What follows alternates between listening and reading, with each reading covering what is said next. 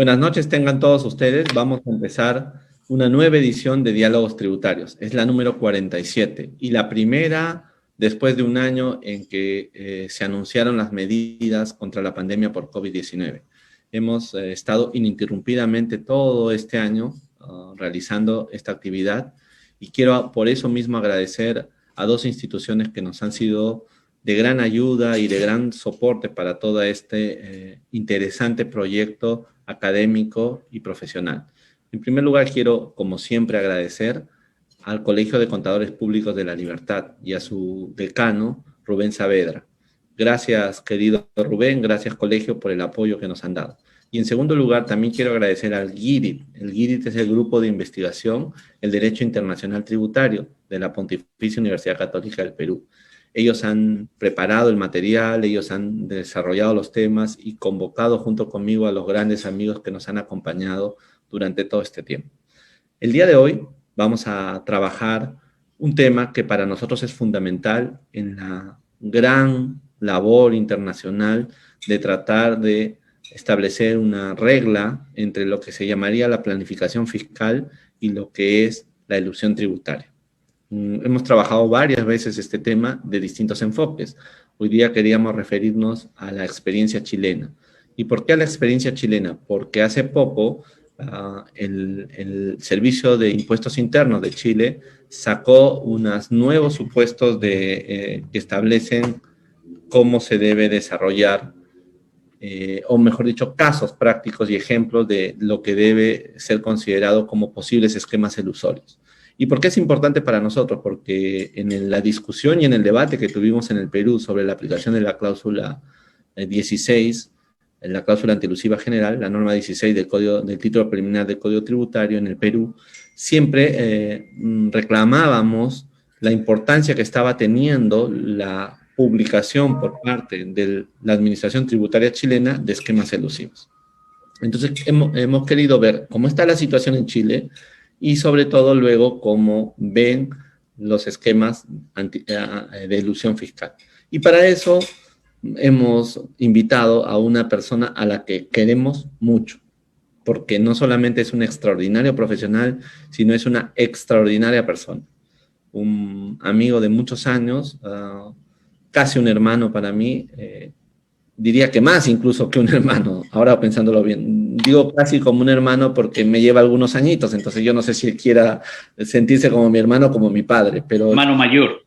Hermano mayor, ya lo escucharon. Bueno, está con nosotros casi un peruano, en el mejor sentido de la palabra, Jorge Espinosa. Jorge es profesor de la Facultad de Derecho de la Pontificia Universidad Católica de Chile, es abogado y magíster en Derecho Tributario en la Facultad de Derecho de la Universidad de Chile y además hizo el máster en Derecho Tributario en el Law School de la Universidad de Harvard, que es uno de los lugares a los que yo siempre quise ir, pero cuando ya quise ir ya la materia tributaria no estaba presente. Y entonces Jorge sabe un poco también esa historia. Y hoy día está terminando su doctorado en la Universidad de Lovaina en materia de fiscalidad internacional. Es socio principal de Espinosa Abogados, es fundador y socio de una red de abogados muy potente en América Latina que se llama la TASNET, una red muy, muy interesante. Bueno, y sobre todo es un extraordinario amigo mío, extraordinario amigo del GIDIP y extraordinario amigo de la Universidad Católica Peruana y además del Perú. Querido Jorge, bienvenido a nuestro programa y me gustaría escuchar tus palabras iniciales. Buenas noches, Luis. Muchísimas gracias por esta invitación, que siempre te la aprecio y te la agradezco porque me permite estar en contacto con el Perú y contigo y poder discutir temas siempre interesantes a los cuales tú siempre nos invitas. Agradecer también al Colegio de Contadores de La Libertad, ¿no es cierto?, y al GIDIT, en persona de Rubén y de Raúl, y por supuesto en tu persona, que tienes la amabilidad y la paciencia de invitarme. Aquí estoy a disposición de ustedes para contarles un poco la experiencia chilena, que creo que puede ser interesante desde el punto de vista de la planificación, el planeamiento fiscal local e internacional. Muchísimas gracias, querido Jorge, por tu presencia. Sabes todo lo que te estimamos y ahora vamos a explotarte un poquito durante una hora y un poquito más. A trabajar. Sí. Si entiendo bien, la norma antielusiva chilena se empezó a aplicar a partir del 2015. Así Y es. si entiendo bien, la norma antielusiva chilena estableció unas reglas bien interesantes, entre ellas la carga de la prueba, por ejemplo. Entonces, me gustaría que nos cuentes un poco cómo es la cláusula antielusiva general chilena y cómo ha sido la aplicación, qué problemas se han discutido en torno a su ejecución por el ESRI, ¿no? El Servicio de Rentas Internas. Yo decía, el Servicio Interno Servicio de Impuestos Internos. Sí. Sí, el Sí. sí. El sí. Y si ha habido ya un entendimiento de tribunales, no sé, ponnos al día en el contexto de la aplicación de la norma, por favor. Con mucho gusto, Luis. Si tú me permites, quiero hacer una pequeña introducción, porque esta norma no apareció de la noche a la mañana de parte de un iluminado, sino que yo diría que es la consecuencia de años y años de planificación fiscal agresiva en Chile, que de alguna manera estaba incentivado por el sistema tributario que tenemos nosotros. Y sobre todo, Luis, desde el punto de vista del impuesto a la renta. Entonces, si me permite hacer una pequeña reseña de la historia para saber por qué llegamos a donde llegamos. Porque yo diría que esto es una cosa más bien pendular, o sea, partimos de una súper flexible a un sistema súper rígido, y eso tiene una explicación. En primer lugar, Luis, como ustedes recordarán en conversaciones anteriores, y si no se los refuerzo ahora, el sistema chileno a la renta es un sistema integrado, ¿ya? ¿Qué significa eso? Que hay impuesto a dos niveles. Está el impuesto a las empresas a nivel de empresa y está el impuesto a nivel de los dueños o propietarios de las empresas, ¿ok? El impuesto a las empresas, que en Chile es el impuesto de primera categoría, que es equivalente en casi todo al impuesto de tercera categoría de Perú, es prácticamente lo mismo, ¿ok? Es un impuesto que hoy día tiene una tasa alícuota del 25 o el 27%, pero que durante muchos años fue mucho más baja. Partió siendo un 10%, después por muchos años estuvo en un 15%, y recién después del terremoto del 2010, que tú y yo nos tocó compartir, subió a un 20% y ahí fue subiendo progresivamente y llegamos ahora a un 27%. Pero por otra parte, en los impuestos personales a los propietarios es una tasa progresiva que durante muchos años fue de un 0 a un 40, a un 45%. Hoy por hoy está en un 40%, pero llegó a tener 45%. Pero la gracia que tiene el sistema chileno hasta el día de hoy, no sé si es la gracia o la desgracia, es que el impuesto a la renta de la empresa se paga todos los años sobre la base de la ganancia o utilidad devengada o percibida, ¿ok?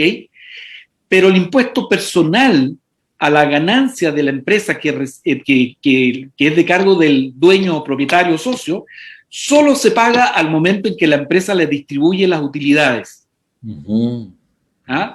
Entonces, esta desfase es interesante porque si tú miras, piensa tú que antes del 2010 las tasas eran un 15% a nivel de impuestos de tercera categoría peruano, primero chileno. La diferencia entre la tasa de la empresa y la tasa del empresario era muy grande. Entonces había mucho incentivo para mantener la utilidad dentro de la empresa. Correcto. ¿Okay? Lo segundo es que hasta el día de hoy, como es un sistema integrado, el impuesto de la empresa es un crédito contra el impuesto personal. Entonces, cuando el empresario recibe el dividendo o la utilidad, ¿no es cierto?, paga el impuesto personal y contra el impuesto personal puede acreditar el impuesto empresarial. Entonces, es un sistema integrado o semi-integrado porque hay ciertas situaciones en que no acredita todo. Depende de la situación, puede acreditar todo o parte, pero en general se acredita. Entonces, ese sistema, sobre todo cuando había diferencias de tasas tan grandes, Luis, invitaba a no retirar las utilidades de la empresa y a reinvertirlas. Pero eso no significaba que el empresario no sacara dinero de la empresa. Correcto. Entonces vino la planificación fiscal muy agresiva en Chile durante muchos años. Yo me atrevería a decir, Luis, que probablemente los años 90 y 2000, probablemente en Chile es donde más se hacía planificación fiscal interna y externa de toda América Latina. precisamente por este sistema. Si tú le agregas además otro elemento que yo creo que en Perú no tienen, pero que en Chile se tuvo durante muchos años, era el concepto de utilidad tributaria, ¿ok? Que hoy por hoy ya no existe, pero durante muchos años existió, hasta el año 2014, 2015, existía el concepto de utilidad tributaria. Entonces, normalmente, la renta que pagaba impuesto era la utilidad tributaria, tanto a nivel de empresa como a nivel de dueños y socios.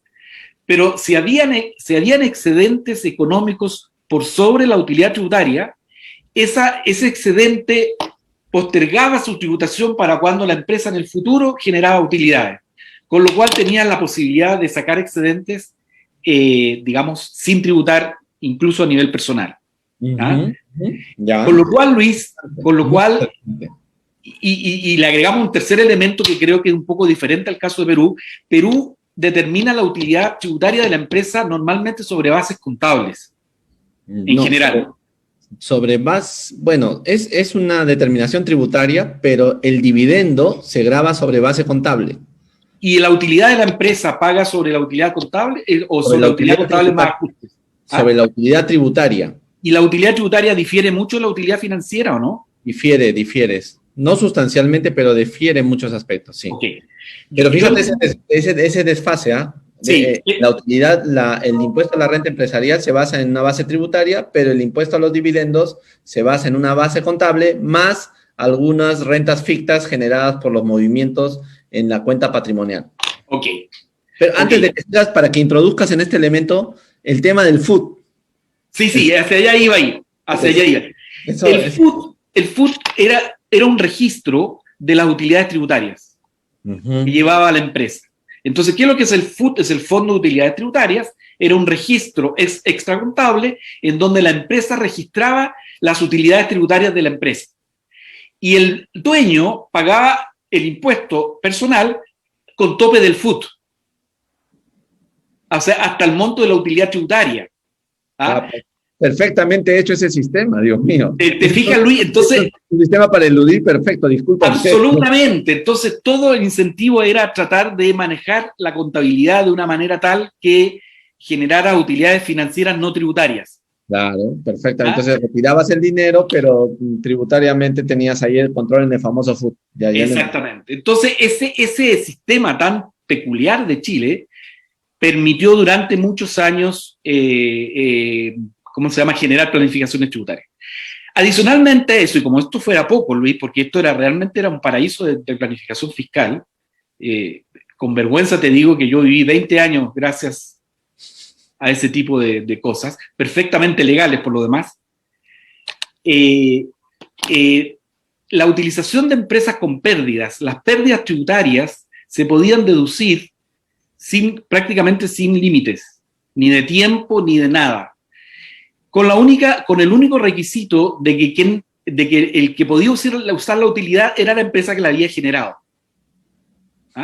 Entonces, se armó todo un espacio para hacer planificaciones fiscales en donde tú fusionabas empresas con utilidades a empresas con pérdidas. De acuerdo. De acuerdo, ¿sí? De acuerdo. Entonces, y pregunto ahí un tema más para ver si se cierra la situación. Y las plataformas fiscales chilenas, que fue la razón por la cual yo te conocí, agradezco mucho a esa plataforma porque fue cuando te conocí, pero ¿eso entra dentro de este esquema o las plataformas están aisladas? La plataforma es otro esfuerzo y la verdad que de ilusión no tiene nada. Ya, ok. Por lo menos local. Si quieres te hablo un ratito más de la plataforma. Ya. Volviendo a las pérdidas, Luis, teniendo por salvedad que el que podía utilizar las pérdidas era la empresa que la había generado, se estableció todo un mercado de compra de empresas con pérdidas. Y Luis, mira, esto es anecdótico, pero es importante que ustedes conozcan la historia para entender por qué estamos donde estamos, ¿no? En el año 82-83 el sistema económico chileno colapsó. Correcto.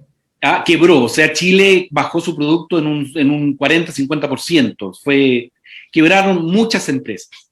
Y muchas empresas que quebraron tenían pérdidas. Y quedaron ahí, en el limbo. Cuando empezó la bonanza de nuevo y empezó este sistema tributario a existir, empezaron a revivir esas empresas con pérdidas, que lo único que tenían era un casco, una contabilidad y una razón social, no había nada. Y se armó todo un mercado, Luis, que por la prensa vendían empresas con pérdidas, ¿ah? Con el objeto de fusionarla con una empresa con utilidad y de esa manera licuaba la utilidad. Tenías pérdida tributaria, utilidad tributaria, fusionabas dos empresas y que te quedabas con pérdida y con excedentes de caja y la retirabas sin pagar impuestos. ¿Ah? Fantástico. Entonces, o sea, hay miles de triquiñuelas como esa que te puedo contar, miles. O sea, la ley chilena tenía forados por todos lados. En el ámbito internacional existía también hay un hoyo tributario muy importante, que era el siguiente. Las rentas o los mayores valores generados en venta de acciones o derechos están grabadas en Chile. El mayor valor en la enajenación de derechos y acciones. En la medida que lo hagas en Chile. Uh-huh. O sea, entonces que lo hagas en Chile, que la operación jurídicamente se realice en Chile o que la venta de la empresa se hiciera en Chile, físicamente. No que los valores mobiliarios fueran chilenos, eso no. No. Ya. Pero, ¿cómo se organizaban entonces, sobre todo las grandes inversionistas extranjeros, sobre todo las mineras que llegaron a Chile en los años 70, 80, 90? Creaban una holding en un paraíso fiscal. Ya. ¿Ok? Y esa holding era la que creaba su filial en Chile. Ya. Está bonito, ¿no? ¿Ah? Está bonito. Entonces, si te iba bien, después de unos años y querías vender tu inversión, en vez de vender la compañía chilena, vendías la holding en el paraíso fiscal. Como pasaba acá más o menos. Exactamente. Y todo el mayor valor no pagaba impuestos. Claro. ¿Ok? Esto explotó el año 2001, cuando ExxonMobil era dueña de una mina muy importante que está aquí al lado de Santiago, la mina de la disputada Las Condes se llama, que fue vendida en el exterior a una Anglo American, una firma sudafricana. Sudafricana, sí. Yacimiento minero que le costó a ExxonMobil 53 millones de dólares y que lo estaba vendiendo en 1.300 millones de dólares. O sea, imagínate el mayor valor entre 53 millones y 1.300 millones de dólares. ¿Ya? Y lo que hicieron fue vender la matriz que estaba en las Islas Caimán. Entonces, ahí explotó el sistema. Ahí el gobierno dijo, esto no puede seguir, modificó la ley de la renta, empezó a tapar una serie de hoyos, se eliminaron el uso de las empresas con pérdida, se eliminó el back-to-back, la relación 3-1 de deuda capital, y se estableció la venta indirecta de derechos y acciones, que creo que ustedes también la tienen en Perú, esa norma. ¿No? Aquí es un poco más amplia, creo, que la de ella, me parece. Hemos conversado en nuestras tertulias limeñas o santiaguinas, claro. Y yo llevo esa idea. Claro. Entonces, eso fue como causa directa del caso ExxonMobil, o sea, porque además el uso de las depreciaciones aceleradas, Luis, una empresa minera que la mayoría de sus maquinaria y equipos se desgastan en menos de 5 años, ¿ah? Utilizaba la depreciación acelerada, ¿ya? Y no tenía sus utilidades. Como ellos tenían que recambiar su equipo cada 5 años, se generaban diferencias definitivas, no temporales, por la depreciación acelerada. Y la depreciación acelerada bajaba la utilidad tributaria y, por lo tanto, generaba retiros sin FUT para el dueño. Además, no había reglas de sobreendeudamiento y, por lo tanto, sobreendeudaban las empresas chilenas y sacaban la utilidad vía intereses con una tasa del 4% en vez de un 35%. Acá se diría lluvia de millones. Lluvia de millones, Luis. Sí. Y bueno, eso pasó durante mucho tiempo. Entonces, el gobierno empezó a reaccionar tímidamente el año 2001-2002. Ahí fue la primera reforma tributaria para tapar hoyos fiscales. Pero eso siguió, la verdad. El FUT siguió hasta el año 2014-2015. Después de eso vino el terremoto, que tú y yo lo vivimos juntos. Producto del terremoto subió la tasa del impuesto de tercera categoría de un 20 a un 25, 27 actuales. Pero igual el sistema del FUT seguía siendo muy atractivo, porque había una diferencia todavía que tú podías arbitrar. El año 2014, entonces, en la reforma que presentó la presidenta Bachelet se estableció la norma, creo que fue Piñera, la norma antielusiva general, como una reacción a ponerle coto, digamos, a esta festín de planificación tributaria que había en Chile. Se calcula, Luis, que actualmente existe acumulado en las empresas, en food, que no han sido retirados y que no se van a retirar, más o menos equivalente al Producto Geográfico Bruto de Chile. Wow. ¿Ah? ¿Y qué es lo que pasa? Como el empresario nunca retira todo porque con lo que saca vive y vive bien, al mantener la reinversión a nivel de empresa, se iba enriqueciendo el patrimonio de su empresa e iba aumentando el valor de sus activos por la vía de valorizar las acciones y derechos que tenían.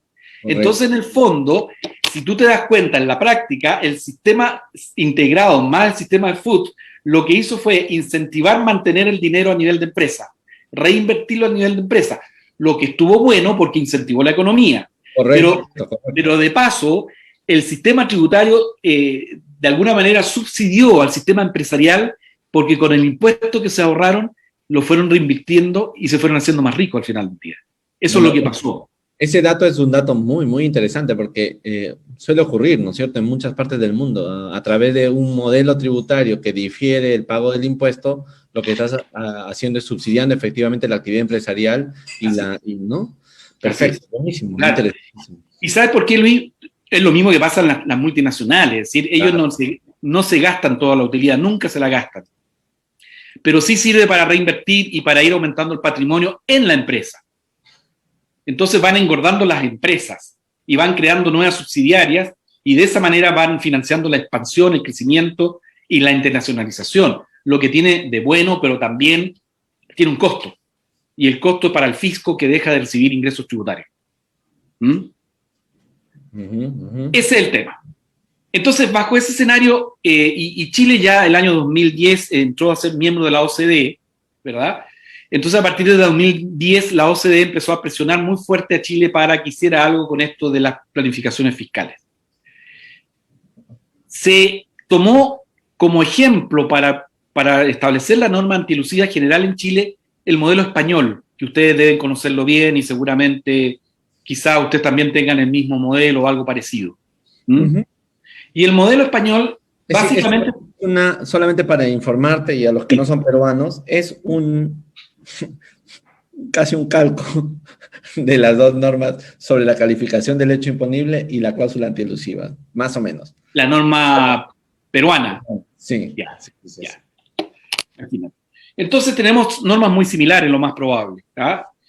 Y lo que establece básicamente el principio de buena fe en materia tributaria, pero junto con el principio de buena fe, dijo, mire, la regla general es que hay buena fe cuando el propósito de un determinado acto jurídico, de una determinada operación jurídica, ¿no es cierto?, no tiene por objeto exclusivamente no pagar impuestos. Es un principio general, es decir, hay libertad y buena fe en la medida que tú puedas hacer y por lo tanto validan y aceptan los hechos jurídicos y las transacciones jurídicas contenidas en una determinada transacción, en la medida que eso no evite el pago de impuestos allí donde había que pagar, o cuyo único propósito no sea el evitar el pago de algún impuesto. Esos son los principios. Y luego estableció, dice, sin embargo, hay mala fe, o hay evasión, o hay ilusión en realidad, no habla de evasión, habla de ilusión, cuando se aplican esquemas, no me acuerdo el término exacto, cuando hay simulación o cuando hay abuso de formas. Eso es el concepto. Cuando hay abuso de formas. Son los dos elementos. O sea, abuso de formas o simulación serían las dos figuras que podrían provocar actos elusivos. Y define... Eso es importante. Sí, efectivamente, ustedes hablan de abuso o simulación, ¿no es cierto? Las dos cosas, abuso o simulación. Sí. Aquí se distingue la cláusula antielusiva propiamente es la del abuso. y la ilusión y la simulación es una calificación del hecho, le llamamos acá. Okay. Porque en el Código Civil peruano te permite, distingue entre el negocio simulado y el negocio disimulado. Okay. Entonces, hemos visto que es una calificación del hecho, del negocio, mientras que el abuso del derecho consiste en que tú se has hecho un negocio correcto, pero este está violando el principio de buena fe porque has extendido y has querido evitar la famosa evitación del amigo Taxitano, ¿te acuerdas? Sí, claro. Evitar el hecho imponible, a eso. Claro, ustedes lo tratan como un solo acto de ilusión, efectivamente, esa sería la primera diferencia. Claro. Y dice, mire, hay abuso en materia tributaria cuando se evite total o parcialmente la realización del hecho grabado. ¿Ah? O se disminuya la base imponible o la obligación tributaria, o se postergue o difiera el nacimiento de dicha obligación. ¿Te fijas? Defiende cuando habría abuso de forma. Y en cambio define la simulación cuando los actos y negocios jurídicos de que se trate disimulen la configuración del hecho grabado del impuesto o la naturaleza de los elementos constitutivos de la obligación tributaria o su verdadero monto o data de nacimiento. Igualito, es lo mismo. Esto es la ley española. Es lo mismo. Digamos, claro. Aquí los dos serían la ilusión en sentido amplio y la regla del abuso sería la ilusión en sentido estricto, si quieres. Estricto. Correcto. Sí, está bien. Correcto. Pero entonces, ya parece que no. Más o menos los mismos principios tributarios que, como te digo, son copia del derecho español. Ahora, a esto se le agrega elementos procesales que son importantes, ¿verdad? Es decir, es importante, sí es. La carga de la prueba la tiene el Servicio de Impuestos Internos. Correcto. El Servicio de Impuestos Internos notifica al contribuyente de que puede tener un elemento elusivo, pero si quiere proceder más allá, tiene que denunciarlo a un tribunal tributario. Y esto termina en un juicio tributario y es el juez el que finalmente califica si el acto es o no elusivo. ¿Se fija? O sea, no es... O sea, a ver, el Servicio de Impuestos Internos se encuentra el problema. Pensemos en una fiscalización. Yo estoy fiscalizando a un contribuyente, ¿correcto? Claro. Encuentro un problema elusivo. ¿Qué hago? ¿Qué harías en Chile? El Servicio de Impuestos Internos detecta esto y hace una denuncia ante el Tribunal Tributario. Ya. Y el Tribunal Tributario es el que declara finalmente si hubo o no hubo una figura elusiva. Ya. O sea, requiere de una sentencia judicial, no es puramente administrativa. Interesantísimo. Aquí sabes cómo es. Cuando encuentra un fiscalizador la práctica elusiva, para la fiscalización, entre comillas, y lo sube a un comité revisor de la propia SUNAT. Ese comité evalúa y si dice sí hay una práctica elusiva, le devuelve para que la determine como una deuda, o sea, en la resolución de la determinación de la deuda. Y una vez que ha sido determinada, pasa al tribunal fiscal, primero a la propia SUNAT en el recurso de reclamación, luego al tribunal fiscal en la apelación y después al juez. Pero ya se integra en la exacto. Hay un acto administrativo previo, digamos, que claro. No, aquí la declaración de la elusión es siempre por el tribunal a requerimiento del Servicio de Impuestos Internos en un proceso de fiscalización con las garantías que tiene el contribuyente de ser citado y de poder entregar todos los antecedentes para poder buscar. Interesante, otro modelo, muy interesante. Claro. Y bueno, las sanciones son el pago de las multas más lo eludido. Por lo tanto, las sanciones son bastante fuertes. Y una pregunta, ¿a ti te parece, antes de que continúes, en el abuso, ¿no? No en la simulación, en el abuso. Sí. ¿A ti te parece razonable que haya infracciones? Mira, yo he peleado aquí en el Perú en el siguiente sentido. Yo he dicho no. ¿Sabes por qué no?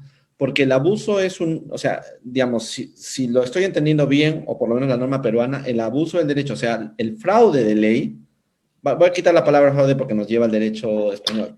La elusión en sentido estricto producida por tu abuso del derecho, en realidad tú no has declarado mal. Exacto. Tú has hecho lo que correspondía, pero has hecho una mecánica para salirte de la norma. Eso. Por lo tanto, lo que corresponde es una corrección constitucional para que tú vuelvas. Exacto. Pero de ninguna manera deberían sancionarte, porque no es no has hecho ninguna declaración falsa, no has hecho una determinación equivocada. Pero acá también le han puesto multas. Aquí la sanción es la siguiente, Luis. Si producto de esa figura tú dejas de pagar impuestos, te pueden cobrar el impuesto adeudado, más las multas e intereses, o sea, más las sanciones. Sí, problema, ¿no? Acá también pasa lo mismo, pero yo voy a luchar hasta que muera porque se quiten esas multas. Claro. Y el servicio tiene incluso la facultad para recaracterizar el acto y cobrar los impuestos que se hubieran debido si es que el acto hubiera sido como lo entiende el Servicio de Impuestos Internos. Estupendo, eso sí, eso sí. Claro. Claro. Continúa, yo te interrumpí. Está muy está muy bien. Yo diría que esa es, grosso modo, la cláusula antielusiva. Pero esto no quedó ahí solamente, Luis. No solamente esto está agregado en los artículos 4 bis, ter y cuater y quinques del Código Tributario como norma general. Inmediatamente, la propia norma establece que pueden haber otras figuras antielusivas contempladas en leyes especiales, que era una de las inquietudes tuyas. En ese caso, la propia ley dice que prevalece la norma especial por sobre la norma general antielusiva. ¿Lo dice expresamente la norma? Lo dice. Te lo voy a buscar a ver si... O sea, han optado por una decisión. Ya. Así es. Sí. Está bien. Bueno, está por ahí, pero así es. Déjalo. Sí.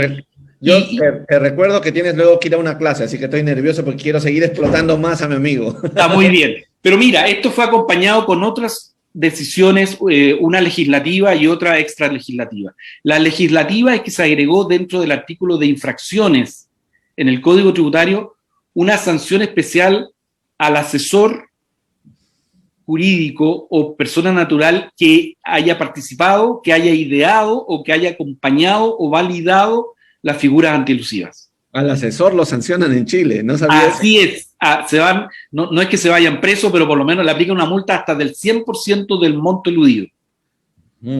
Es una norma antielusiva, es una norma que desincentiva la planificación fiscal. Van a quedarse sin empleo. No, o sea, hace rato ya que estamos haciendo otras cosas, Luis. Estamos dedicados a la academia, a visitar a los amigos. No, sí también trabajamos en temas fiscales. Aquí sabes por dónde hemos ido. Aquí la norma establece dos cosas. Establece que el directorio de la empresa apruebe las planificaciones fiscales, por un lado. Y luego hay una norma en el Código Tributario que vuelve responsable solidario a aquel que participó en un planeamiento. Lo vuelve responsable, con lo cual le obliga a pagar el impuesto debido y él podrá luego en la vía civil repetir contra la empresa. Pero no hay unas sanciones directa tributaria con multa al asesor fiscal o cualquier persona al que haya ideado, que haya participado directo o indirectamente en una planificación fiscal agresiva o elusiva. Con lo cual, y te agrego a otra cosa más, que esto se supo poco porque no salió publicado, pero durante varios años, y sospecho que todavía existe, el Servicio de Impuestos Internos estableció una lista negra de asesores fiscales dedicados a la planificación. Una lista de asesores. Así es. Para mi tranquilidad nunca he aparecido en esa lista hasta lo que yo salí, con lo cual no hacía cosas reprochables, aunque me lo hubiera propuesto, no eran tan reprochables. Correcto. Pero sí, o sea, hubo una lista negra sobre todo los más importantes, los más conocidos aparecieron durante muchos años. Tú ibas al servicio y no te atendían. Mandaba un mail, no te contestaban. Entonces uno preguntaba, ¿y por qué? No, señor, venga para acá y le vamos a explicar. Y te mostraban la lista. Te la mostraban, te decían, usted, señor, Usted está en la lista negra, señor, así que no podemos tener ninguna relación con usted. Wow. Fíjate hasta dónde llegó, o sea, realmente... ahora, yo creo que la reacción, Luis, era bastante en concordancia con la agresividad de las planificaciones fiscales durante muchos años en Chile. Y ahí viene el reproche al legislador, ¿por qué no cerró la puerta mucho antes? Que pudo haberlo hecho. Yo creo que te he contado que en el año 87, cuando se formó la Comisión Tributaria para el primer gobierno democrático, se discutió esto, si era mejor cerrar la puerta con una norma general antielusiva o caso a caso. Y en la comisión se votó, y el único que votó a favor de la cláusula antielusiva general fui yo. Todos los demás votaron a favor del caso a caso. Y claro, todo eso eran después los asesores fiscales, porque andaban asesorando empresas. Que los asesores fiscales al final aparecían en la lista negra, pero además aparecían en la comisión. ¿Cómo es esto? En la comisión y legislando, redactando las leyes, Luis. También se daba eso.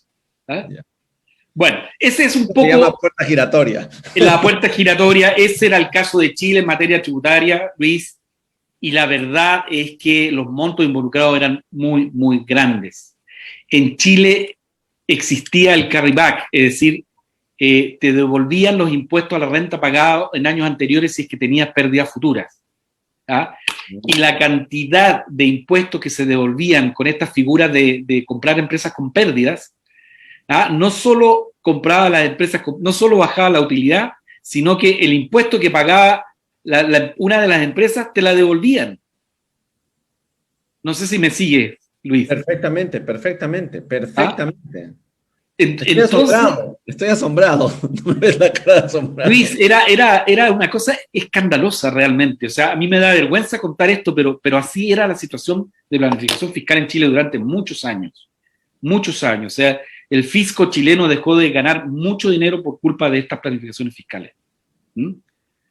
Y bueno, entonces esta reacción es lógica a lo que ocurrió. ¿Y qué ha pasado después de eso? O sea, ¿qué ha pasado después de eso? No lo está aplicando. Ya me di cuenta que los abogados deben estar complicados, pero ¿qué hace el servicio? Mira, es una buena pregunta. No conozco, creo que hay un solo caso que llegó al tribunal y que la Corte lo desechó rápidamente. O sea, no conozco casos que se hayan judicializado. ¿Ya? Y el Servicio de Impuestos Internos está complicado en aplicar la norma general antilusiva. La usa como amenaza siempre. Cuando tú vas a preguntar por algo, te dice, mire, eso puede ser elusivo. Con lo cual uno se pone nervioso. Claro. Lo que ha pasado es que, como se incorporó también al Código Tributario la posibilidad de confirmar previamente, una especie de APA, ¿no? Confirmar previamente ante el servicio esquemas tributarios que pudieran ser elusivos, se hace eso. Muchos contribuyentes, antes de aprobar una planificación, van al servicio, les consultan si a ellos les parece elusivo o no elusivo, y por ahí obtienen una suerte de autorización para hacerlo. Nunca te la van a firmar, pero te van a decir, ok, mira, si lo hace así como usted dice, capaz que no lo revisemos. Esa es más o menos la actitud. Entonces, si eso es así, Jorge, ahora entiendo mejor por qué el servicio emite muchos esquemas tributarios. Porque al emitirlo te está diciendo varias cosas. Te está diciendo, mira, ojo, si tú estás haciendo esto vas a estar en la lista negra, digamos. Y luego, ojo, te voy a multar, abogado, porque estás haciendo eso. Ese es el sentido, en realidad. Así es. De anuncio, un efecto anuncio.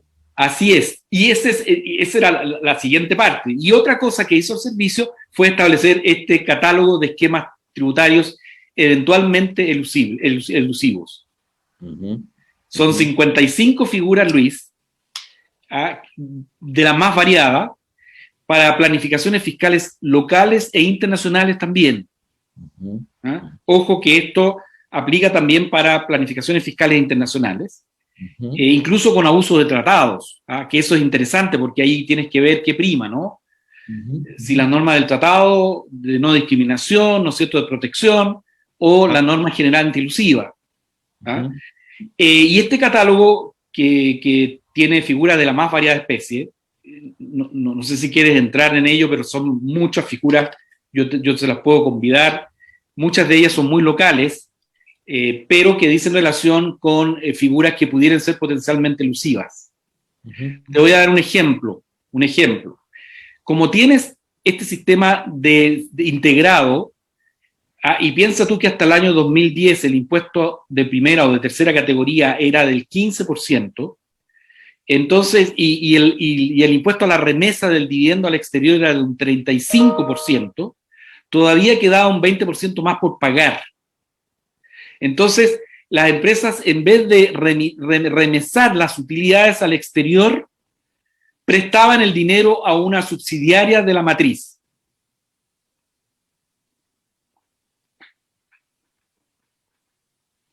Esa es una de las tantas figuras que están aquí. ¿Ah? Ahora quiero antes de meternos en las figuras, quisiera preguntarte, ¿qué le significa a un asesor o al foro académico la publicación de estos esquemas? ¿Se discuten, se analizan, hay reacciones para decir, mire, esto que usted está diciendo no es un esquema elusivo, o básicamente coges el efecto anuncio y dices, pucha, ahora sí, a revisar qué está pasando con mis empresas, qué dicen los empresarios cuando salen estos esquemas? Porque la lógica que tú me estás planteando me lleva a decir, esos esquemas acaban siendo ya como decir, esta figura está muerta. Así es. Y el abogado que está haciendo eso se va a hacer responsable. Y yo me Así es. imagino como empresario decir, bueno, si hay esta figura elusiva, tu abogado es el responsable, te van a multar, entonces vamos a discutir qué estamos haciendo. ¿Así es? ¿O En parte. era el efecto elusivo? ¿Cómo es el proceso social? Esa parte En parte, es súper interesante. Mira, Luis, yo te voy a mandar el catálogo para que si quieres lo distribuye, porque el catálogo en forma muy simple, en una página, establece más o menos el esquema que pudiera ser potencialmente elusivo, ¿ya? Y da algunas condiciones o algunos requisitos. Si tú eres un abogado de planificación fiscal y eres acucioso, lee los esquemas y vas evitando que se cumplan todos esos requisitos que pudieran ser. Por lo tanto, esto también sirve como una base para hacer planificaciones fiscales con sustancia y con apoyo que te permite no quedar dentro de la figura elusiva que establece el servicio. Claro, es como un nivel de Mario Bros. Exactamente. Ya me hicieron el primer nivel, yo hago un nivel más. Y así es, exactamente. Entonces, las planificaciones fiscales no es que se hayan acabado, se han puesto mucho más complejas, mucho más cuidadosas, con mucho más respaldo documental, con contratos que dicen y que hacen lo que tiene que decir. Por ejemplo, otro ejemplo de otra figura elusiva. Nosotros en Chile tenemos impuesto de herencia. Ya. Entonces, para evitarla, mucha gente lo que hacía era crear una empresa. Solo un paréntesis, antes de que continúes, me interesa eso. ¿El impuesto a la herencia es pre-Pinochet o post-Pinochet? ¿Tú ubicas a Andrés Bello? Sí, claro, por supuesto. Esa es una pregunta que me ofende. No. El gran padre del derecho civil latinoamericano. Te lo pregunto, Lucho, porque dice que viene de la época de Andrés Bello. O sea, si hay un impuesto antiguo en Chile, el impuesto de herencia. Ah, mira tú. O sea, es del siglo XIX, es muy antiguo. Ya. Mira tú. ¿Sabes por qué? Porque a Andrés Bello no le gustaba el enriquecimiento sin causa. Sí, pues así es, exactamente. Entonces esa fue la reacción al enriquecimiento sin causa. Dijo, bueno, si vas a heredar, ¿no es cierto?, de tu antepasado, paga un impuesto por eso. Entonces viene de la concepción de Andrés Bello, no, ni más ni menos. O sea, no, es un impuesto muy antiguo que hay en Chile. Ya, ahora sí, continúa, te interrumpí. Entonces, como hay un impuesto de herencia, lo que hacía mucha gente era crear una sociedad, aportar su patrimonio personal, ¿ya?, e incorporar a sus hijos, a sus herederos, y le vendía acciones o derechos. El food más el food, o sea... Exactamente. Así es. Entonces, ¿qué pasaba? El padre aparecía vendiéndoselo a plazo y el hijo pagándoselo en cuotas. ¿Ok? Ningún control de nada.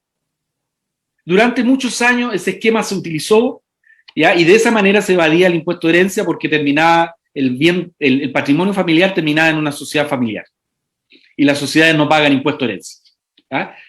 Entonces, hoy día, dentro de la figura de Lucía, dice, no, usted tiene que comprobar la efectividad de la transacción, el precio de mercado del valor de las acciones, el pago efectivo. El Servicio de Impuesto Interno puede verificar la capacidad económica de los hijos para pagarle al padre la deuda y además tiene que demostrar que esa deuda se pagó.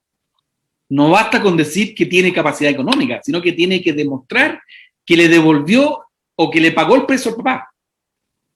¿Te fijas o no? Entonces, así van los esquemas tributarios. O sea, ¿lo puede seguir haciendo? Sí, lo puede seguir haciendo. Pero el impacto elusivo es mucho menor porque lo vas a tener que hacer a valores de mercado, vas a tener que hacer con precios ciertos, con pago de precios, con fiscalización de que el precio se pagó. ¿Te fijas? Entonces, de esa manera se evita la elusión. Entonces, ese es un poco el juego. ¿Ah? Y así, muchos esquemas tienen que ver con eso, Luis. Yo quería preguntarte, insistiendo un poquito en esta parte, a ver si estoy en lo correcto, ¿ya? Siempre se ha dicho que Chile es un país de emprendedores, uno, Sí, de emprendedores capitalizados, o sea, de una sí. clase media muy grande, con propiedades, con ingresos, aunque la distribución, la diferencia de capacidad, digamos, la distribución de la riqueza es muy diferenciada, pero hay una clase media muy fuerte, ¿no? Entonces, si esto es así, me imagino que la introducción de la cláusula antielusiva en su momento, con todo esto que has dicho, significó una discusión política muy profunda y Sí, una resistencia institucional muy grande, ¿o no fue así? no, fue así y lo aprobó la presidenta Bachelet cuando tenía mayoría en ambas cámaras. Uh-huh. O sea, hubo una oposición de un grupo político de oposición en esa época que fue discutido muy fuerte. Al final del día terminó siendo negociada por otro tipo de ventajas, por ejemplo, la renta presunta. Ya. Bachelet estaba proponiendo eliminar completamente la renta presunta para los predios agrícolas y finalmente quedaron algunos en la renta presunta a cambio de la cláusula antilusiva. O sea, hubo una negociación política. Uh-huh. Y el año 2010, ahora hace poco, el 2018-19, la última reforma fiscal, la última que se aprobó ahora en marzo del 2020, empezó a regir, incluía una modificación a la cláusula elusiva. ¿Ah? Querían limitarla y hablar solamente de efectos jurídicos, porque en algún momento, en alguna parte de la habla de económicos. Uh-huh. Querían eliminarle los efectos económicos y dejarlo solo limitado a efectos jurídicos. Bueno, eso, de nuevo, en este caso, en el caso del presidente Piñera, la oposición es mayoría en ambas cámaras. Entonces, no le dejaron modificar esa cláusula. Uh-huh. Con lo cual, efectivamente, es muy controversial. Es una cláusula que ha generado escritos del Colegio de Abogados, del Instituto Chileno de Derecho Tributario, de la IFA Chile. O sea, todos los expertos han ido, y abogados reconocidos de la plaza, que han ido reclamando contra la existencia de esta cláusula general antilusiva. O sea, ha sido muy resistida, muy resistida. Sí. Uh-huh. De acuerdo. Ahora, habría que hacer un linking entre la lista negra y los resistentes también. Bueno, sí, son los mismos. Bueno, pero... y antes de seguir, porque me ha entusiasmado esta historia de Chile, me está encantando. ¿Y qué tiene que ver la Constitución que están elaborando con esto? ¿Hay algún link en la materia tributaria con esta cláusula o la Constitución está yendo por otro lado? No, Luis, la Constitución, a ver, te digo en qué estado estamos en este momento. Estamos en un periodo preconstitucional. El 11 de abril, o sea, menos de un mes más, se elige los candidatos a la Convención Constituyente. El 11 de abril, el día de las elecciones en el Perú también. Vamos a tener elecciones tan importantes para el futuro de Chile como ustedes lo están teniendo en Perú. Sí. Y los que queremos una buena constitución nueva, esperamos ganar tanto como va a ganar el Partido Morado allá en Perú. muchas gracias. Ese por lo menos son mis deseos, Luis. ¿Ah? También, gracias. No me voy a pronunciar. Perdón. Perdona, pero yo me doy esta licencia porque con Luis somos amigos. ¿Ah? Entonces, sí. La Constitución se va a escribir sobre una página en blanco. Uh-huh. Eso significa que no es una reforma constitucional. Es una constitución totalmente nueva. Uh-huh. Yeah. ¿Ok? Con lo cual, nadie sabe qué va a venir. Uh-huh. No hay ninguna idea de cómo se va a redactar. Uh-huh. Porque la comisión tiene el absoluto poder para redactarla como ellos quieran. Solo que la redacción tiene que aprobarse artículo por artículo por una mayoría de 2/3 de los convencionales. Yeah. Con lo cual te da una base de estabilidad porque tienen que llegar a acuerdos. No va a salir una constitución al estilo bolivariano, por decir cualquier cosa. No van a salir constituciones radicales ni populistas, van a salir constituciones que van hacia el centro, digamos, al consenso. Exactamente, van a tener que buscar acuerdos. Ahora, ¿cuál es el trasfondo del tema, Luis, que sí hay que entender? Chile tiene hoy día una constitución neoliberal, ¿ok? Que está plasmada, entre otras cosas, en el famoso artículo de principio de subsidiariedad del Estado, que está consagrado constitucionalmente. ¿ok? Un derecho de propiedad absoluto, excluyente, y una prohibición casi absoluta de expropiar, salvo que sea por una causa y siempre que se pague al valor económico y al contado. Por lo cual, claro. Y una tercera cláusula de la Constitución que prohíbe absolutamente al Estado de Chile a introducirse en ninguna actividad empresarial. No puede. Nada. ¿Sí? Nada. Ahora, las empresas estatales que hay, venían de antes de la Constitución del 80, con lo cual se estableció un régimen ahí especial para las empresas que ya existían y que eran del Estado. Pero la nueva, Codel, CONAP, el Metro y otras empresas grandes, estratégicas, que siguieron estando en manos del Estado. Pero eso era porque existían con la antigua Constitución. La nueva Constitución no permite al Estado. Entonces, ese es un escenario de la Constitución actual, y hay una presión muy fuerte de la opinión pública por tener más Estado. Es decir, la discusión de fondo política y social, diría yo, en Chile hoy día, es tener un estado de bienestar, un estilo europeo. ¿Vamos? O sea, pero no es un péndulo, o sea, no están queriendo ir hacia el bolivarianismo ni a... No hay bolivarianismo, no hay socialismo, no hay estatismo, no. Es decir, el Estado nos tiene que cuidar más y el Estado puede hacer labores que permitan el bienestar de la sociedad. Correcto. O sea, es un concepto muy socialdemócrata, Luis. Sí, no me sustituyes Estado porque yo tengo libertad y tengo mis derechos económicos, sociales, civiles, pero tú tienes que encargarte de ayudar en el progreso, por decir así es. El Estado puede y debe el principio de solidaridad por sobre el principio de subsidiariedad. Ese es el trasfondo del debate que está, y yo creo que esa va a ser la gran discusión de la reforma de la nueva Constitución. Pero tú y yo somos tributaristas, Lucho. Sí, volvamos. Y sabemos que ningún baile es gratis. Así es. No hay lonche gratis. ¿No es cierto? Toda la plata que se gasta el Estado es plata de los ciudadanos cuando tributan. Y para tributar necesitas ganar. Exactamente. Entonces, ¿cómo financian la fiesta con un Estado más solidario?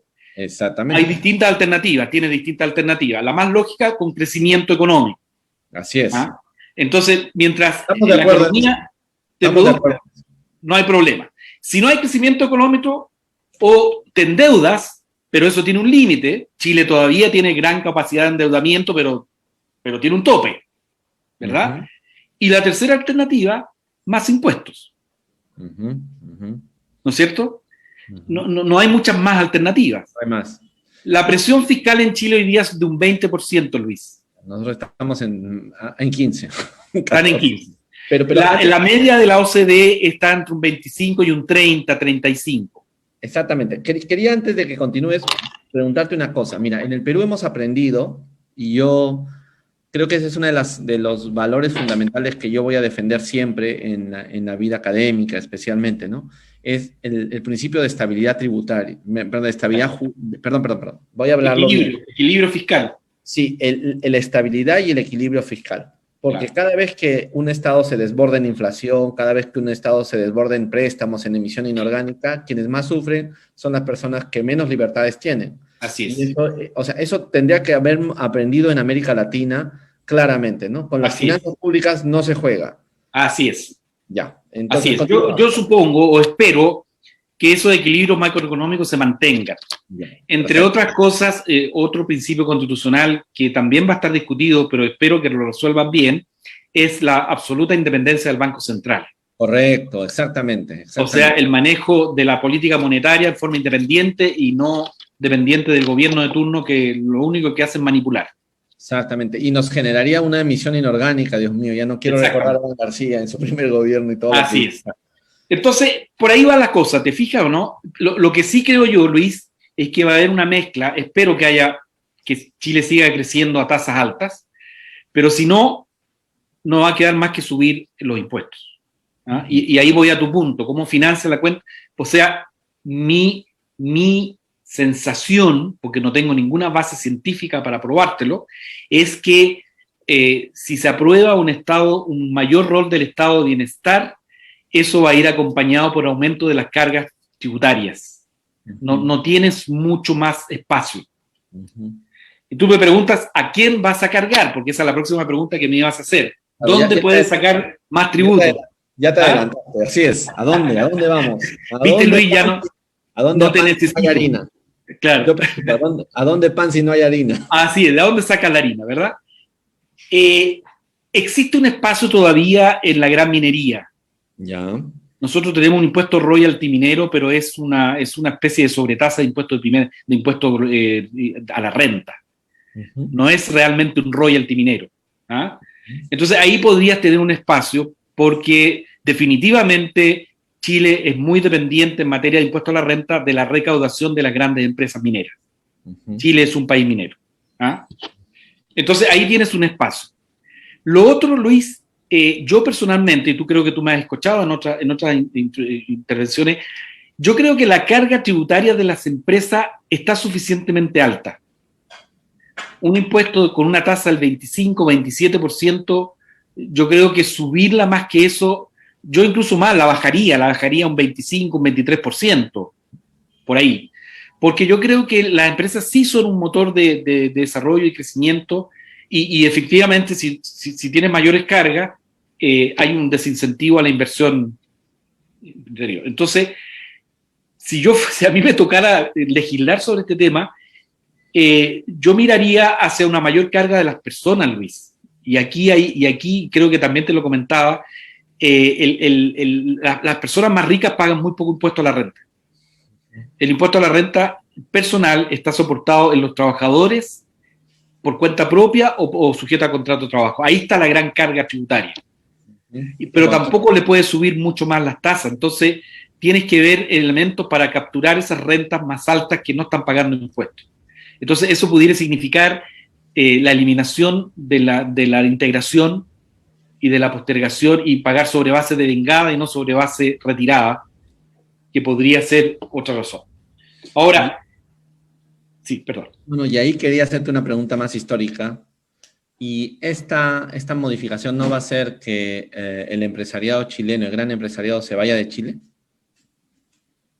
Pregunto. Es una buena pregunta, es el gran temor que hay detrás de esta escritura, de esta actual discusión. El empresariado chileno, en general, ha sido muy responsable hasta ahora. Están de acuerdo en que la carga fiscal todavía permite una mayor presión. Ellos están dispuestos a contribuir más al país a cambio de una estabilidad política, económica y social.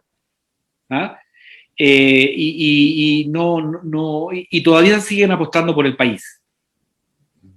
Todavía piensan que pueden tener inversiones productivas interesantes en Chile. Por lo tanto, yo quiero creer que eso va a ser así y va a depender mucho de la carga tributaria final. Pero algo vas a tener que hacer, de alguna parte vas a tener que sacar ese mayor dinero, Luis. Me estoy acordando de Basadre. Tú te acuerdas de Basadre, ¿no? El historiador chileno. El historiador Jorge Basadre, gran tagneño. Sí. Además, iba a ser yo una broma que... Dale. Con el mayor respeto y perdón. Él vivió en la etapa de la ocupación de Tacna. Sí. Y entonces una de sus grandes visiones e intereses era entender qué era el Perú para alguien que vivía en un territorio ocupado. De ahí nace su entendimiento.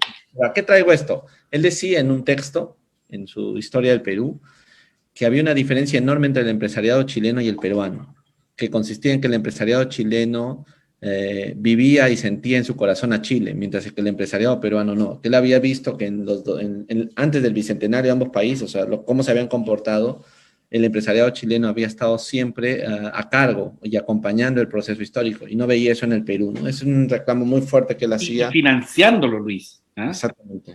Piensa tú que Matías Cousiño, que tenía toda la riqueza del carbón en el sur, puso las naves de transporte, digamos, a disposición del gobierno de Chile. O sea, las naves de Matías Cousiño trasladaron todas las tropas. Sí, pues es verdad, eso decía Basadre. Me acabo de acordar, ¿no? Estaba haciendo ¿qué pasaría si en el Perú pusiéramos un impuesto a la herencia o un impuesto con tasas? Sería un poco más complejo. Claro. Bueno, disculpe esta digresión, pero... No, pero está muy bien, está muy bien. Entonces, como tú me preguntaste por el futuro, yo te digo que ese es el estado del arte hoy día. Estamos en eso. Yo personalmente creo que, mira, ojo con las cargas tributarias, porque cuando tú comparas con Europa, normalmente Europa incluye la seguridad social. Claro, exactamente, eso iba a decir, justamente. Entonces hay que depurarla para comparar comparables, ¿te fijas? Exactamente, exactamente. Sí, aquí en el Perú, por ejemplo, nosotros tenemos un monotributo como el argentino, que acá se llama RUS, para los pequeñitos, ¿no? O sea, para los que mal llamados informales en el Perú. Entonces resulta que el RUS peruano, cuando lo comparas con el impuesto monotributo argentino, aquí se paga el tributo, ¿de acuerdo? Pero no tienes derecho a la seguridad en el salud, o sea, no tienes derecho a la salud. En cambio, los argentinos y los uruguayos, cuando pagas el tributo, tienes una mejor salud que el régimen general. Entonces, yo he estado preguntando, ¿y por qué? ¿Por qué? Bueno, ese es un problema aquí. Pero me gustaría volver a nuestro tema, que nos hemos ido un poquito. Dale. Pero ya, entonces estábamos hablando de la cláusula antielusiva general. Hay una regla específica para relacionar cláusula antielusiva general con cláusula antielusiva específica. Perfecto. ¿Y cuál es la relación entre la cláusula general y una cláusula antiabuso? ¿Cómo lo sientes tú en Chile? ¿A qué le llamas cláusula antiabuso, Luis? Las cláusulas que están en los convenios para evitar la doble imposición. Ah, ok. Sí. Esas cláusulas, por ejemplo, no estoy pensando, no sé si en los convenios chilenos existe la cláusula... Existe, general antiabusivo, sí. Claro, los motivos, los propósitos, la cláusula PPT, ¿no? Los motivos económicos básicos, por ejemplo, o la otra cláusula de los gringos, ¿no? Sí. La cláusula de entrada. Así es. No sé si... Mira, eso existe en Chile, existe en Chile solo en los últimos convenios. En el de China, entiendo que en el de Colombia, y en algunos más. Es decir, franceses, capaz. Claro, existen esas cláusulas en los convenios más recientes, los antiguos no. Pero allí donde existe, efectivamente, puede existir un conflicto entre el convenio y ¿cómo se llama? Y la norma nacional exclusiva. Ese debate no se ha producido en Chile todavía. Ya. O sea, no te puedo decir cómo se está tratando el tema porque no existe ese debate todavía. Si tú me preguntas en forma teórica qué opino, yo creo que efectivamente es lo mismo que ocurre en otros países. Es decir, la fuerza del convenio es más fuerte porque es más específico que una regla general. En Chile los convenios, si bien no tienen jerarquía superior a la ley, por constitución, sí se considera que es una ley más específica. Y por lo tanto, por la especificidad prima por sobre una norma más general. Entonces, si hubiera un conflicto entre convenio y ley interna, pienso que debería ser interpretado en favor del convenio.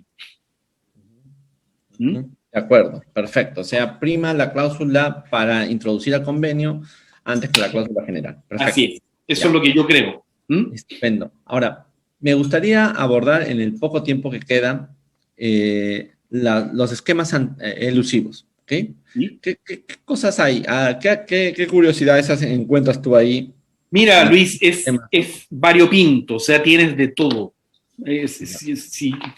Son 55 esquemas elusivos referido a préstamos, aportes, pérdidas, goodwill, badwill, operaciones de crédito de dinero con el exterior, en fin, son muchísimos y muy variados y muy esquemáticos, son muy específicos. Algunas dirigidas a las personas y otras dirigidas a la mayoría de las empresas, tanto nacionales como internacionales.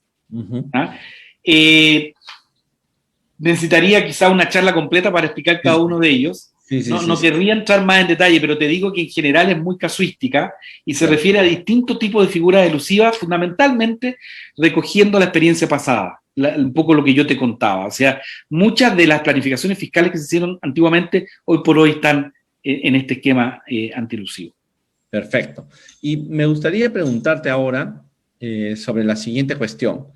¿Cómo es la relación entre la cláusula antielusiva y las reglas de precio de transferencia? Qué buena pregunta. ¿Las reglas de precio de transferencia como una regla de valor o es una ficción jurídica y podríamos llamarla cláusula antielusiva específica? ¿Cómo la ven allá? Yo diría que está en el medio la norma chilena. Ya. Porque creo que difiere del caso peruano que me he enterado recién, que hicieron una modificación, y creo que hoy día en el estudio de precio de transferencia tienes que explicar los motivos de por qué estás haciendo una transferencia, un precio de transferencia. Y además nosotros tenemos un tema bien simpático, mira, te lo cuento un poco para ponerte en contexto. Las guías de precios permiten una recalificación de las operaciones para efectos de encontrar o bien los comparables, ¿no es cierto?, o analizar al análisis de la operación. Muy bien. Entonces, mucha gente ha sostenido en el Perú, primero, que la cláusula antiabuso, que la regla de precio de transferencia es una ficción jurídica que obliga a grabar. Y luego, como consecuencia de eso, si eso fuera así, ¿no?, tendrían que recalificar operaciones. Al recalificar la operación, por mandato de la guía de OECD, estarían en el fondo creando una cláusula antielusiva específica omnipresente. Claro. Porque se aplicaría en cualquier caso. Mi opinión, y creo que está empezando a ser mucho más compartida en los últimos años, es que por la manera como se establece la regla en el Perú, no es una cláusula antielusiva, o sea, no es una ficción jurídica, claro, sino que se trata de una regla sobre la base imponible, que lo que busca es proteger la base. Entonces, si busca proteger la base, cuando tú aplicas la guía de precios que te obliga a recaracterizar operaciones, no puedes aplicar cláusula antielusiva, será una recaracterización para efecto de comparar, así pero es. nada más. Así ¿no? es. Ese es más o menos el entendimiento que yo tengo respecto del caso peruano. Entonces quería preguntarte cómo lo ven en el caso, o cómo lo ves tú, perdón, en el caso chileno. El caso chileno, Lucho, bueno, nosotros seguimos al pie de la letra y hemos hecho nuestras las normas de la OCDE en materia de precios de transferencia. Ya. O sea, nosotros somos puramente OCDE y ante cualquier discusión o interpretación, tú puedes recurrir a las normas de interpretación de la OCDE, porque además somos miembros. Entonces, eso, digamos, en principio. Yo diría que sí son normas de valoración, y la facultad de recaracterizar operaciones, yo no sería tan claro que en el caso chileno existe en las normas. Ya. Te voy a dar un ejemplo que me está tocando a mí, un cliente mío, te lo puedo contar. Tengo un cliente mío que realiza transacciones bursátiles y de transacciones financieras a través de un software que tiene. Y entonces ese software lo maneja en una isla, Caimán, una de esas. Y por lo tanto, muchas de las ganancias que obtienen las operaciones se las asignan a la subsidiaria en las Islas Caimán. Entonces el Servicio de Impuestos Internos le hizo una revisión de estudio de precio y le giró el precio, considerando que era abusivo, puramente con normas de precio de transferencia. Solamente con precio de transferencia.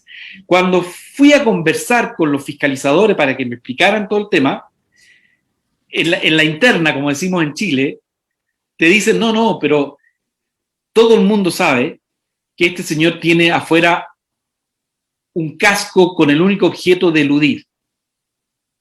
A lo cual yo le respondo, bueno, y si usted está tan seguro de esto, ¿por qué no aplica la norma general antielusiva? ¿Qué es lo que corresponde hacer? ¿Te fijas, no? Pero no me vengo a usar las normas de precio de transferencia para echar abajo un planeamiento fiscal que usted considera que es elusivo. Correcto, exactamente. Ahí te doy un ejemplo de lo que pasa en Chile. O sea, el servicio intenta usar normas de precio utilizando los criterios de revalorización, ¿no es cierto?, de las transacciones, porque cree que es mejor que usar las normas antielusivas para recaracterizar algún tipo de planeamiento. Entonces, esa es la realidad de Chile, la que yo conozco. Perfecto. Entonces, esto en algún sentido les vacuna, por lo menos tienen que desarrollar esa tendencia para vacunarle contra una cosa a la que yo le tengo mucho miedo, Jorge. ¿Sabes cuál es? Es la confusión conceptual. Sí. Porque en el caso de la cláusula antielusiva, como tú señalabas, si tú no tienes claros los conceptos, puedes convertir esto en bombas de tiempo. Exacto. Que al final lo que van a generar es un problema de seguridad jurídica. Claro. Y la gran crítica a la norma es que no logra generar seguridad jurídica. Yo lo veo al revés. Si la administración es seria y puede utilizar la cláusula antielusiva general y los instrumentos de manera adecuada, lo que vamos a tener los contribuyentes es certeza.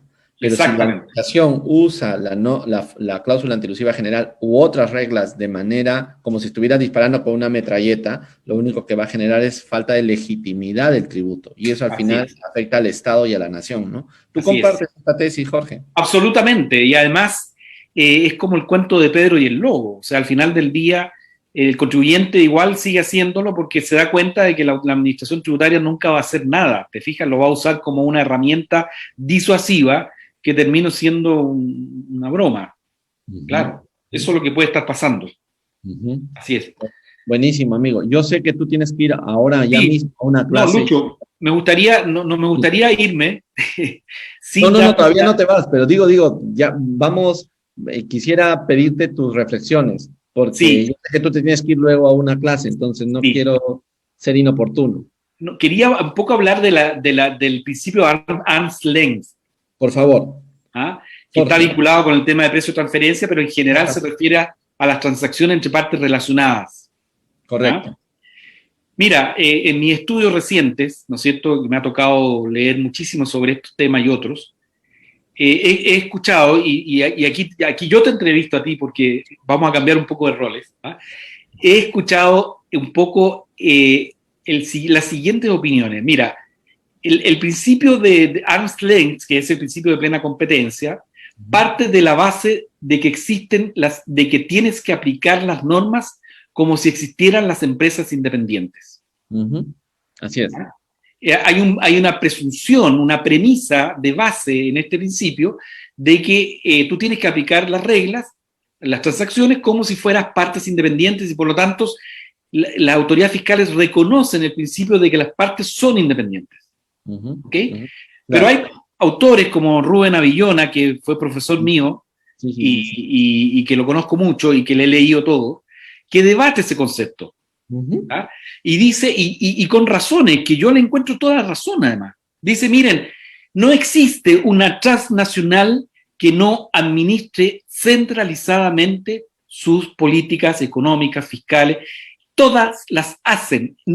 Eso no es correcto.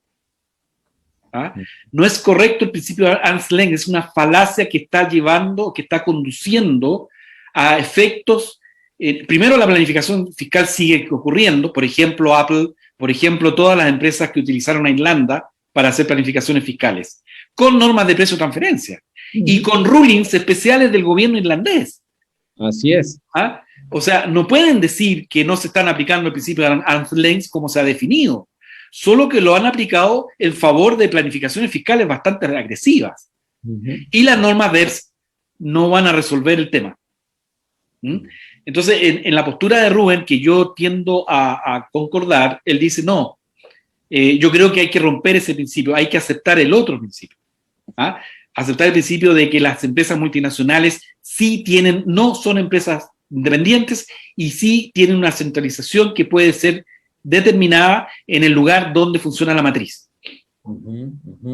Y por lo tanto, habría que buscar un sistema tributario que reconozca ese principio y que establezca un sistema alternativo de tributación de las rentas que no sea el principio de la residencia fuentes puramente, o porque eso termina con doble no tributación en muchos casos. Interesante, y toca también el tema de precio de transferencia, porque dice, en ese caso es mejor ir a un sistema formulario, como el brasileño, como el de California, te fijas, donde tú puedes establecer los precios sobre bases diferentes que no sea el principio de arm's length, que puede ser el capital invertido, los activos, el payroll, o sea, lo que te cuesta remuneraciones, las ventas, un sistema formulario. Te lo planteo porque esto precisamente es uno de los debates que está hoy día y que es lo que sobre el cual estoy escribiendo, entre otras cosas, ¿no? Mira, yo tengo desde años atrás esa misma idea. Hace varios años que yo comparto la tesis. Creo que el principio de arm's length, cuando fue sacado de la jurisprudencia de los Estados Unidos, ¿no? Donde los jueces americanos estaban muy impactados por el régimen federal, además americano, ¿no? Como dice Avillona. Y entonces, cuando se expande al mundo por Carrie Lewis, lo que hacen al final es trasladar una experiencia y un razonamiento económico de los Estados Unidos al resto, ¿no es cierto? En una época en que había un tipo de economía. Cuando la economía ha cambiado, como ahora, tú tienes toda la razón sobre eso. Y fíjate que esa es la gran discusión que hay detrás de BEPS 2.0, ¿no? O Así sea, es, ¿cómo grabas la economía digital? Dicen, ¿no? ¿Cómo grabas a las grandes transnacionales? Pues a través de un sistema de reparto, claro. donde no determinas el impuesto en un lugar y luego asignas el valor a cada uno. ¿Y por qué no lo haces a través directamente del sistema RLEM? ¿Por qué no? Porque ya no da más, porque ya no da más para eso, ¿no? Entonces, sí, yo creo que hay algunas cosas en precios y en el principio RLEM que deben ser replanteadas a la luz de lo que tú dices, ¿no? Por ejemplo, una cosa es, tú conoces más porque tú haces estudios de precios, no sé si lo sigues haciendo, pero Sí, lo sigo haciendo, sí. cuando haces los comparables son tan poco comparables y Luis, tan... Luis, tengo un juicio en la Corte Suprema de una empresa que se dedica a producir cosméticos naturales, Ujú, ¿ya? Y la comparabilidad del Servicio de Impuesto Interno fue industrias farmacéuticas ujú. a venta masiva de pizzas. O sea, esos fueron los máximos comparables que encontraron. O sea, el problema de buscar comparables, primero, ya es dudoso la data de los comparables, pero aceptemos que sean correctas, que sean públicas y que sean auditadas. Nunca vas a encontrar transacciones de productos específicos. El salitre, perdona que tome ese tema, solo se produce en Chile y en Afganistán y en Rusia.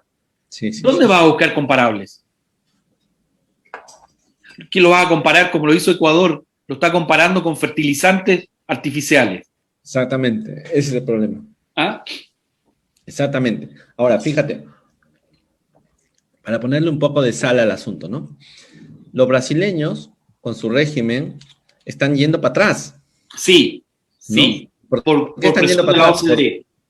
Sí, y acá hubo un amigo que tú conociste en Lima, sí, creo que lo conociste en Lima, que vino ¿te acuerdas que hubo un aniversario del Código Tributario? Ah, ¿te acuerdas que tú estuviste aquí, que lo habíamos Me organizado? tocó con un brasileño, parece, escuchar en una palestra, Ya. sí. Sí. Bueno, el palestrante tan buen amigo mío decía él que en realidad es una cuestión que está influenciada, fíjate cómo lo decía él, ¿no?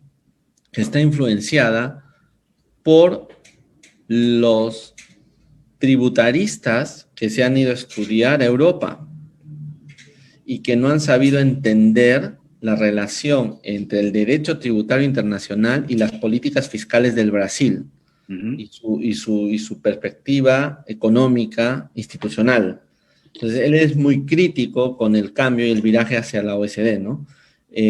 Porque a veces pasa eso. Ahora tú que estás en el doctorado en Europa, va a ocurrir eso con otras personas, ¿no? Que Así aquí es. realmente reciben la información y la traen a sus países como si fuera una verdad y no hacen ese peso histórico, peso conceptual, económico incluso, ¿no? ¿Has visto eso tú también últimamente o no? O sea, Rubén también también es crítico del sistema actual y él habla como ejemplo que pudiera seguirse el modelo brasileño o el modelo de California, que es un procedimiento formulario. No es lo favorito de él, pero lo encuentra preferible a la actual norma, precisamente por todas las razones que tú acabas de dar, por la falta de comparable, por el desconocimiento de la unidad, de las entidades fiscalizadoras también de cómo hacer los ajustes. El tema de los ajustes, Luchito, termina siendo tan crítico como la búsqueda de los comparables. ¿Ah? Porque hacerlo no es tan automático, porque tienes que determinar las funciones, los riesgos, ¿ah? Y eso no es tan claro, no es esto no es matemática, esto es más bien parecido a una ciencia oculta, ¿no? Ujú, claro, eh, Tiene mucho de arbitrariedad, mucho, claro, mucho. claro, O claro. sea, yo, mientras más ejerzo en temas de precio de transferencia, menos creo en el sistema, para serte franco. Sí. Bueno, nuestro amigo el palestrante, Sergio Andrés Rocha, ya lo recordarás un poquito más. Sergio Andrés estuvo en este programa, como te decía, y nos contaba un poco la visión. Él habla un poco de visión de imperialista de la OECD sobre los países, ¿no? Y sobre los Sí. conceptos que hay en América Latina, y no le falta razón. Ahora, fíjate tú, y estaba pensando en eso, cuando Oxfam Internacional introduce en BEPS la posibilidad de establecer el Country by Country Report, ¿no? Ujú. Y todo el set de declaraciones, lo hace justamente diciendo, bueno, como no vamos a encontrar comparables, y como hay un serio problema de comparabilidad, entonces vamos a obligar a la matriz y a sus subsidiarias que ellos mismos declaren para ver si encontramos fallas, porque lo que declarabas en la matriz no lo podía ver las Exacto. administraciones tributarias. Eso, ¿cómo lo ves tú? ¿Cuál es tu idea? Bueno, me sigo digamos, abusando de Rubén Avillona al respecto, ¿no es cierto?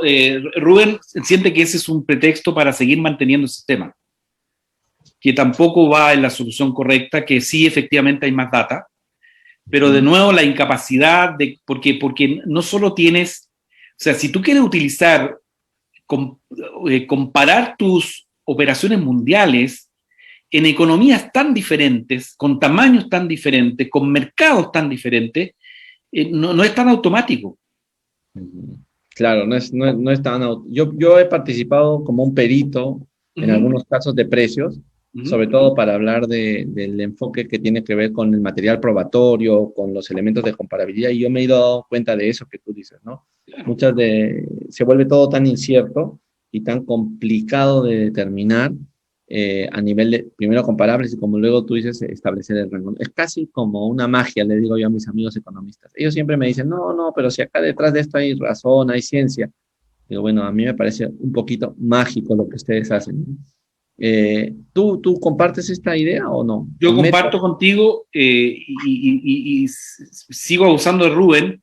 Él proponía como solución, en vez de un procedimiento formulario, ir a un sistema de un impuesto simple, único, en donde se cambiaba el principio del principio la fuente para el país, ¿cómo era? La renta activa para el país de la fuente y la renta pasiva para el país de la residencia. Él propone cambiarlo al revés. Claro que eso te lleva, Luchito, a que los países desarrollados se van a llevar la gran torta. Claro, o sea, esto está mirado muy desde el punto de vista de un norteamericano, ¿no es cierto? Finalmente es norteamericano. Finalmente él es norteamericano, pero es interesante.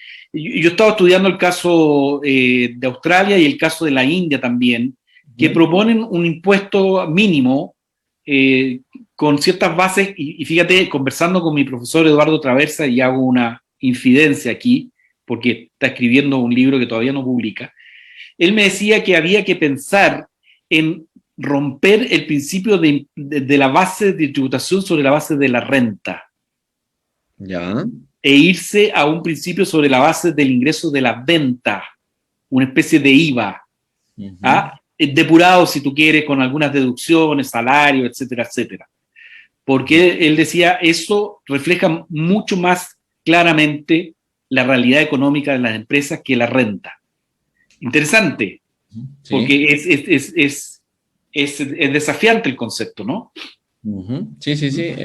Me hace acordar al impuesto sobre ingresos que patrocinaban hace unos años. Impuesto sobre ingresos, exactamente. Además, que tuvo mucho éxito en Chile, me parece. No lo sé, porque ahí fue la presentación de este famoso impuesto, ¿no? No me parece una mala idea. Y quería, casi terminando, Jorge, yo no sé, tú estás muy feliz aquí, bueno, ya será tu responsabilidad. En todo caso... Digamos un par de minutitos, Luis, que podemos hablar todo el día nosotros tú y yo, así que sí. Espero que la concurrencia no se aburra tanto con nosotros. No, están encantados, míralo, están todo el tiempo, hay buena concurrencia.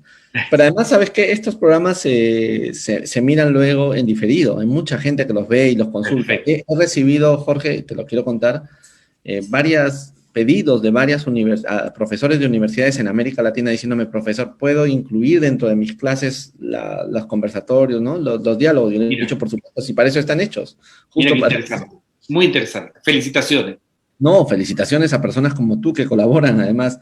Escúchame, yo quería, antes de terminar, una última pregunta que había venido del tema de los comparables, ¿no? ¿Cómo comparas, digamos, estadísticas sobre base de contabilidades no armonizadas en el mundo? Yo no sé si te he preguntado eso alguna vez. Así es. Me parece que ahí también hay un tema, ¿no? Que las NIF no han logrado armonizarse completamente. Así es. Bueno, esa es una de las razones que establece Rubén para tener un sistema único, ¿no es cierto?, de tributación a nivel de headquarter, o sea, del lugar de la matriz, que lo obligan a consolidar sobre un solo principio contable y no sobre distintos sistemas. aquellos que defienden todavía el sistema separado, el sistema de empresa independiente, dice que el mundo va a hacer una contabilidad mundial única. Yo personalmente no creo en eso, para serte franco. No existe eso. Por muy IFRS que uno homologue, por lo menos la norma tributaria en materia de renta no sigue IFRS, sigue normas locales. Y así va a ser por mucho tiempo. Entonces, si tú pagas sobre resultados tributarios que son muy distintos a las realidades financieras, nunca vas a llegar a una armonización fácil. Perfecto. Querido amigo, todo tiene su final, dice una canción peruana. Nada dura para siempre. Así es. Querido amigo, muchísimas gracias por estar. Me gustarían tus palabras finales para todos los que nos escuchan. Y bueno, ya sabes que te voy a invitar en algún siguiente número, como siempre. Bueno, en principio agradecerte a ti, Luis, al Colegio de Contadores de la Libertad y al GIDIS por esta invitación y por la paciencia que han tenido en invitarme. Eso en primer lugar. Segundo, en decir que la norma general antielusiva es uno de los temas que está muy en boga, no solo en nuestros continentes, sino que en muchas partes, con distintos resultados. Yo creo que nosotros hemos estado siendo más rápido en homologar o incorporar estas normas que otros lugares.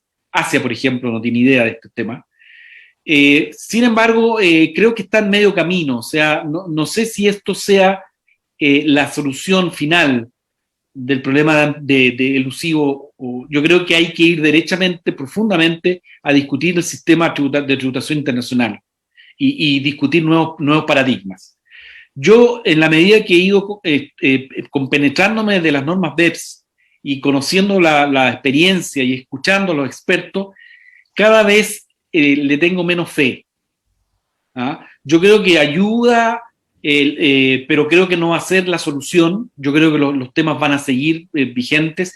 Hay muchas acciones de las BEPS que están siendo introducidas en algunos países que no saben ni cómo aplicarlas. Y hay otros que simplemente no van a tener cómo introducirla porque no tienen los medios para aplicarla.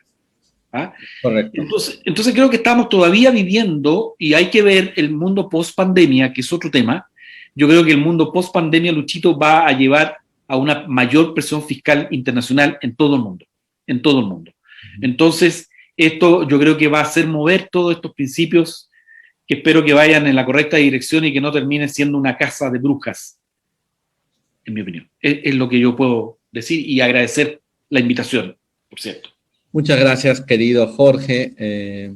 Ya sabes cuánto nos apreciamos. Así es. Apenas se levante la pandemia, me cojo un avión para ir a Santiago, tú te vienes para aquí, para Lima. Y si no, yo me voy a Lima, tú sabes que no me cuesta nada. Sí. Y muchas gracias por tus reflexiones tan honestas, tan atentas. Yo sé que tú eres un abogado independiente con mucha calidad profesional y con muchos clientes, y ellos valoran también tu honestidad, que hables claro y distinto.